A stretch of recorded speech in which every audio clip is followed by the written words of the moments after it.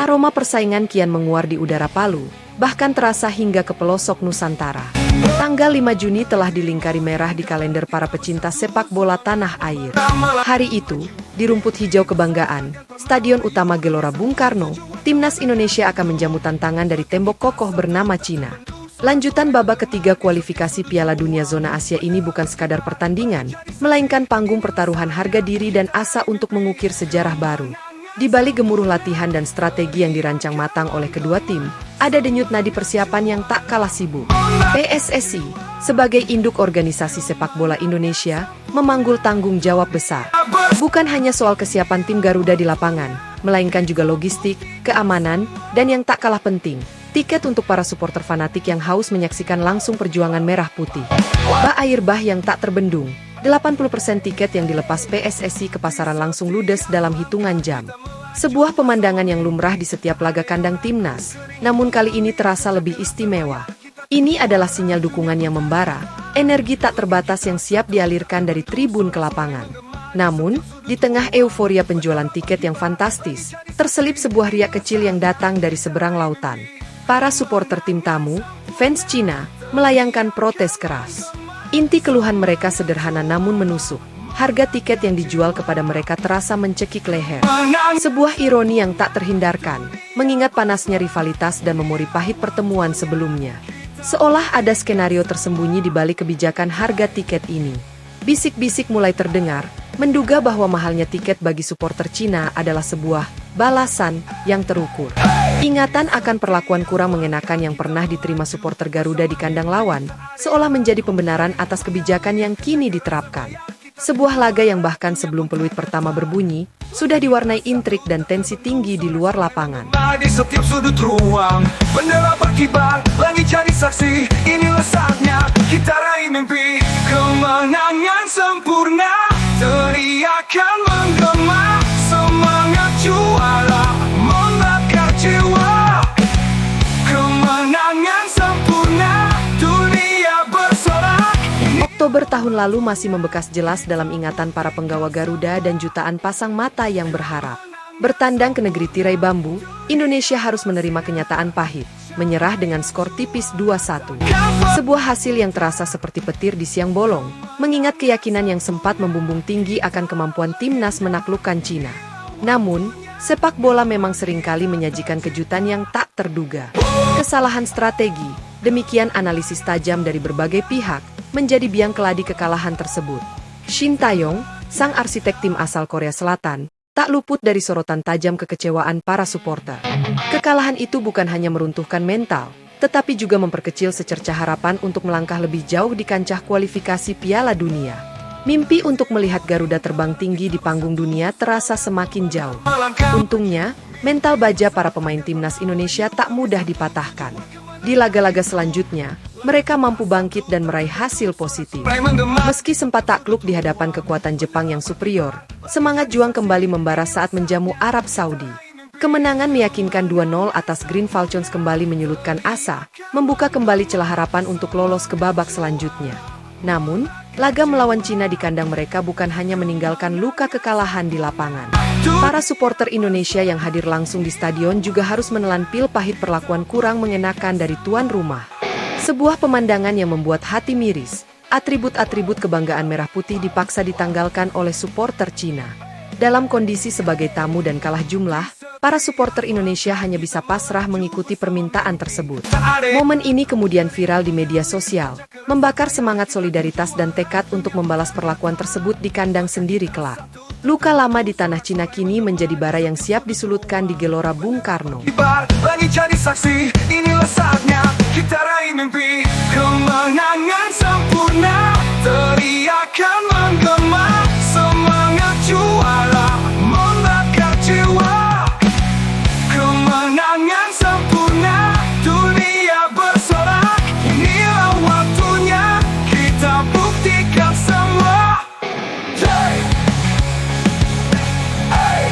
Jauh sebelum insiden perlakuan tidak menyenangkan terhadap supporter di stadion, aroma tak sedap dari taktik persulit tamu ala Federasi Sepak Bola Cina sudah tercium. Ada upaya sistematis yang diduga kuat bertujuan untuk meminimalkan kehadiran supporter Indonesia di laga tandang. Salah satu cara yang mereka tempuh adalah dengan memberlakukan harga tiket yang jauh di atas rata-rata. Saat Indonesia bertandang ke Cina pada Oktober lalu, harga tiket termurah untuk menyaksikan pertandingan tersebut dibanderol 280 yuan, atau setara dengan sekitar Rp614.000. Sebuah angka yang fantastis jika dibandingkan dengan harga tiket saat Cina menjamu timnas Palestina. Pada laga tersebut, tiket termurah hanya dijual dengan harga 10 yuan, atau sekitar Rp390.000. Perbedaan harga yang mencolok ini tentu menimbulkan pertanyaan besar dan kecurigaan akan adanya praktik diskriminasi. Namun, kendati harga tiket melambung tinggi, semangat supporter Indonesia tak surut. Mereka tetap berbondong-bondong datang, memberikan dukungan moral bagi para pemain Garuda. Bahkan, tiket yang dialokasikan untuk supporter Indonesia ludes terjual, membuktikan loyalitas dan kecintaan yang tak tergoyahkan terhadap timnas. Apa yang dilakukan oleh Federasi Sepak Bola Cina terhadap Indonesia benar-benar membuat Ketua Umum PSSI, Erick Thohir, geram. Baginya, tindakan tim berjuluk Tim Naga tersebut jelas menunjukkan kesengajaan untuk menyulitkan Indonesia, baik dari segi persiapan tim maupun dukungan supporter. Maka dari itu, dengan nada tegas, Erick Thohir berjanji akan melakukan pembalasan yang setimpal ketika Indonesia menjadi tuan rumah. Pernyataan ini beberapa waktu lalu sempat dilontarkan kepada media, menyiratkan sebuah strategi yang lebih dari sekadar menjamu tamu dengan baik. Semua negara ingin mempersulit tim tamunya. Kita juga jadi tuan rumah harus baik-baik. Tapi jangan baik-baik saja. Kalau kita dikerjain di luar negeri, ya kita kerjain lagi di sini, ujar Erick Thohir dengan nada penuh keyakinan. Sebuah filosofi timbal balik yang jelas, bahwa keramahan tuan rumah tidak boleh diinjak-injak dan perlakuan buruk di negeri orang akan mendapatkan respons yang setara di kandang sendiri. Janji pembalasan ini kini menggantung di udara, menunggu realisasinya di awal Juni mendatang.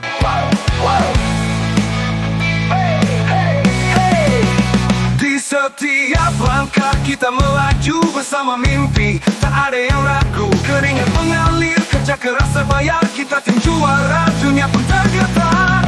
Langkah kita satu, tak terbendung, sorak-sorai menggema di setiap sudut ruang. Bendera berkibar, langit jadi saksi, inilah saatnya. Kini, momentum yang dinanti-nantikan itu seolah sudah berada di depan mata. Awal bulan depan, giliran timnas Indonesia menjamu Cina di hadapan puluhan ribu supporter fanatik di Stadion Utama Gelora Bung Karno. Sorotan tak hanya tertuju pada taktik Sintayong di lapangan, tetapi juga pada pembalasan yang telah dijanjikan, khususnya dari tribun penonton. Urusan dukungan dan intimidasi di luar lapangan tampaknya akan diserahkan sepenuhnya kepada Ultras Garuda. Kelompok supporter garis keras timnas Indonesia ini terkenal dengan kreativitas koreografi dan nyanyian penyemangat yang membahana. Namun, kali ini, fokus mereka sedikit bergeser. Pembalasan yang mereka rancang bukan sekadar dukungan membabi buta untuk timnas, melainkan sebuah upaya terkoordinasi untuk memberikan tekanan psikologis kepada seluruh pemain Cina. Intinya jelas, jangan sampai para pemain tim tamu merasa nyaman bermain di GBK. Mereka berencana menciptakan atmosfer yang intimidatif, berisik tanpa henti, dan penuh tekanan. Tujuannya satu, membuat mental para pemain Cina menciut, kehilangan fokus, dan tidak mampu menampilkan permainan terbaik mereka. Strategi ini bukan tanpa preseden. Beberapa waktu lalu, timnas Bahrain merasakan langsung efek teror mental dari Ultras Garuda di GBK. Gemuruh dukungan yang tak henti dan tekanan dari segala penjuru stadion berhasil membuat mental para pemain Bahrain down, mempengaruhi performa mereka di lapangan. Kini, taktik serupa disiapkan untuk menyambut kedatangan Zhang Yuning dan kawan-kawan. Gelora Bung Karno siap menjadi neraka bagi tim tamu, sebuah panggung pembalasan yang dirancang oleh para pejuang tribun. Kita legenda.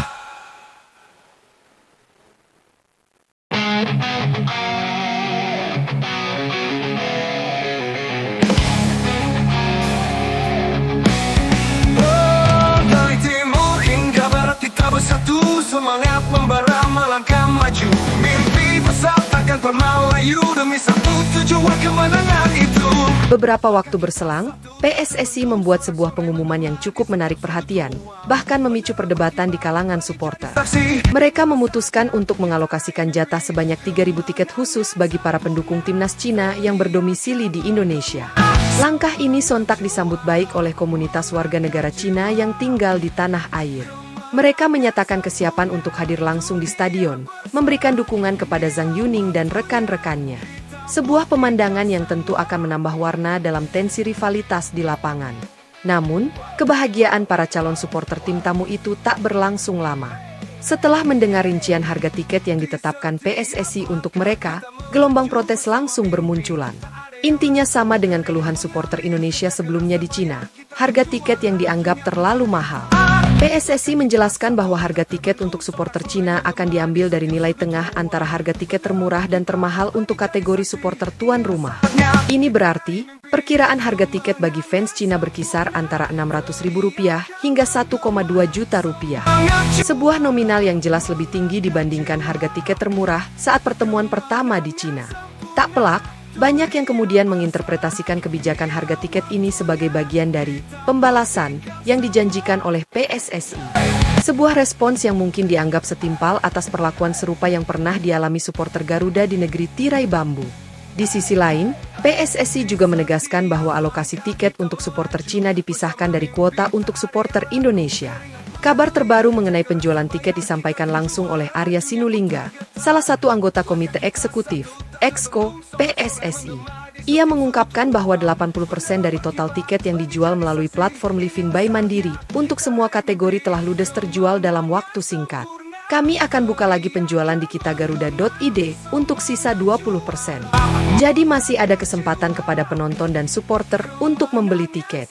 Jadi silakan bagi supporter Indonesia kembali berburu tiket melalui Kita Garuda, ujar Arya Sinulinga, seperti dikutip dari detik.com. Sebuah ajakan yang membakar kembali semangat para supporter untuk memenuhi tribun GBK, siap memberikan dukungan tanpa henti bagi perjuangan Garuda. Di tengah riuh rendah polemik tiket tim tamu, tekad untuk bangkit dan hancurkan semua penghalang terus digaungkan oleh para pendukung timnas Indonesia. Nama kita tercipta. Kemenangan sempurna. Kita legenda.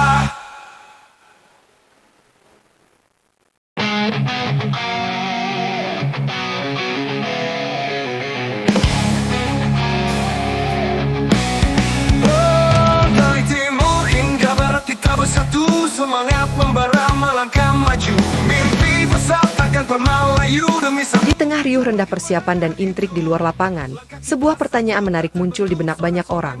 Tim manakah yang sebenarnya akan didukung oleh Cindo? Istilah yang merupakan singkatan dari Cina Indonesia atau masyarakat Indonesia yang memiliki darah Tionghoa ini menjadi sorotan tersendiri. Keberadaan mereka di tengah tensi rivalitas antara Indonesia dan Cina menimbulkan rasa penasaran. Akankah loyalitas etnis mengalahkan rasa cinta tanah air? Namun, kekhawatiran itu tampaknya tak beralasan. Sebagian besar pengamat dan masyarakat meyakini bahwa Cindo akan memberikan dukungan penuh kepada timnas Indonesia. Alasan utamanya sangat mendasar. Mereka lahir dan besar di Indonesia. Tanah ini adalah rumah mereka, tempat mereka mengukir mimpi dan menjalani kehidupan.